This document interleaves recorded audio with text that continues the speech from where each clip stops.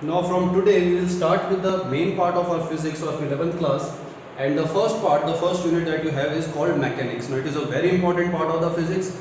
Uh, in competition exams point of view, IIT, NEET or any other entrance exams, the motion in the straight line or the mechanic part is very important. It gets a lot of weightage. So we'll start with the first chapter of mechanics, which is motion in a straight line. So before we come to that, let us define what is rest and motion. Now if I ask you, how will you say that body is at rest?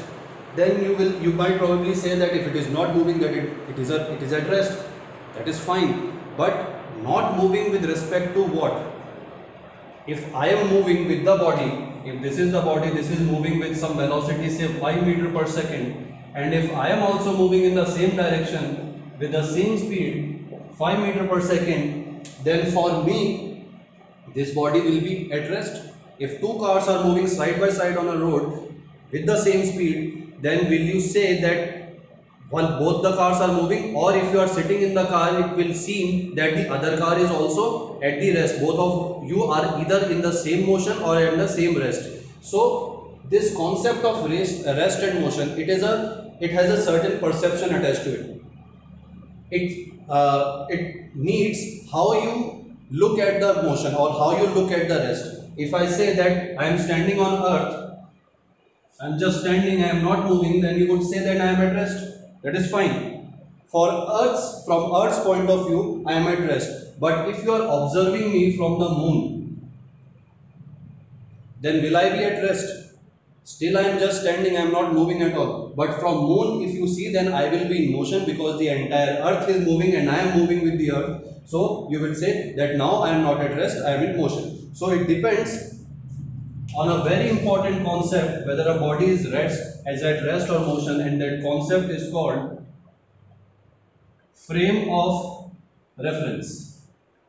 That means from which point the rest or the motion of the object is in reference to a point or a reference to a frame. That will decide whether the body is at rest or in motion. So now the definition of the rest and motion will slightly change.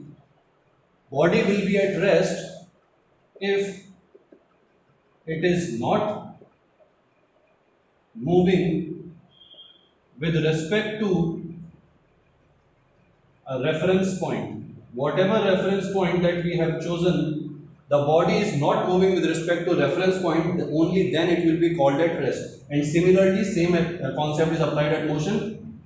If it is moving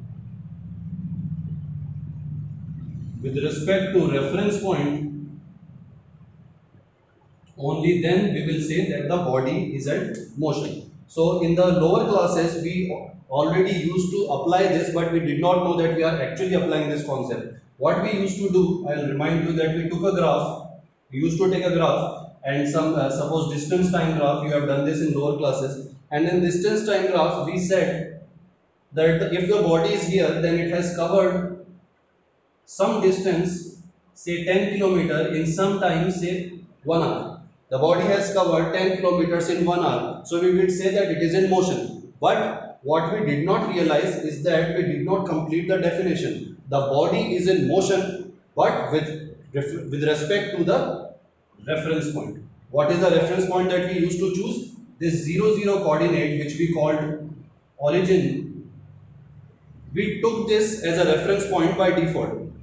We did not realize it that we are taking a reference point, but this is what this graph means, that this body is at the coordinates of 110, x coordinate is 1, y coordinate is 10. This body is at the coordinate of 110 with respect to the origin. So here we are taking origin as the reference point. So from now on, whenever we are describing a motion or rest, whenever describing a state of a body, we would have to describe to what reference point. If this frame of reference, if this axis is moving along with the point, then both will cover same distance in same amount of time, and in that case the point and the frame of reference will be at rest with respect to each other. We would say that the body is at rest with respect to the reference frame of reference, and frame of reference is also at rest with respect to the body. It is same like I am standing on the side of road and traffic is going. Now what will I say about the traffic? What will I say about the car? I will say that they are moving with some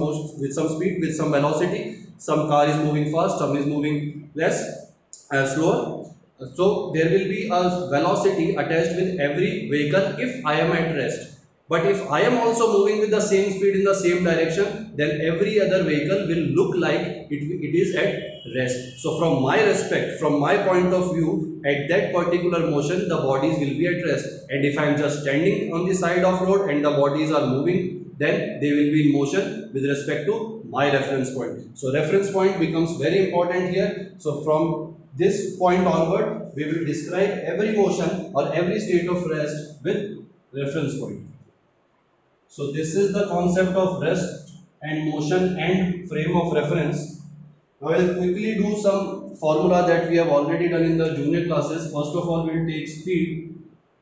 We know that speed is equal to the distance covered by a body per unit time. It is equal to distance covered by the body per unit time. SI unit is meter per second. You already know that.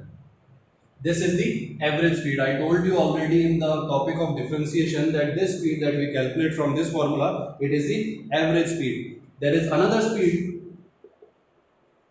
which is called instantaneous speed. Instantaneous speed is when the limit is applied on the average speed, and instead of the entire journey, we are finding the speed for a particular instant at a particular point. So then we apply limit, and it is written as limit delta, let us say distance is y and time is t, then it will be equal to delta y upon delta t, that is difference in the displacement or distance divided by difference in time when delta t is tending towards 0. That means the entire time, entire journey, we are contracting it from both sides and making it come to a point which is very close to 0. Both the points are so close to each other that they are almost on top of each other. They behave like a same point. So this limit is applied here. And how do we write this limit? By using differentiation, we write it like dy by dt. So this is the formula for instantaneous speed. By using this formula, you can find the speed of the body at a particular instant in the entire journey. Similarly, if we come to velocity, then there will be an average velocity. Average velocity is equal to total, not distance, it will be equal to total displacement. Why? What is the difference between distance and displacement? You already know displacement is a vector quantity, distance is a scalar quantity. I will again discuss these scalar and vector quantities in the upcoming videos. For now, just note down the formula, understand the formula that average velocity is equal to total displacement divided by total time. Unit is same, meter per second, but it is a vector quantity because it depends on the vector quantity displacement. Similar to the speed, this also has an instantaneous value. Instantaneous velocity. Same thing, same formula. This formula will not change, it will still be dy by dt. Why? Why this formula is not changing of instantaneous speed and instantaneous velocity? Average is changed. Average is distance upon time, and here velocity is displacement upon time. The formula for average velocity and speed has changed, but the instantaneous speed and instantaneous velocity have same formula. Why? Because both of them are described, both of them are explained at a particular point, and when a body is at a point, then it has no direction. So velocity becomes equal to speed. If we remove direction part from the velocity, what does it become? It becomes equal to the speed. There is no direction, so that now the physical quantity is a scalar quantity. So speed and velocity become equal, and that's why instantaneous speed and instantaneous velocity have same formula. Both of them are described on a point. So I hope this is clear. In the next video, we will move ahead with some other formula. So before we move ahead, revise the formula from 9th and 10th, whatever you have studied in motion, Newton's law of motion, circular motion, you had studied different type of motion, revise them quickly, and then in the next video we will move ahead with the chapter.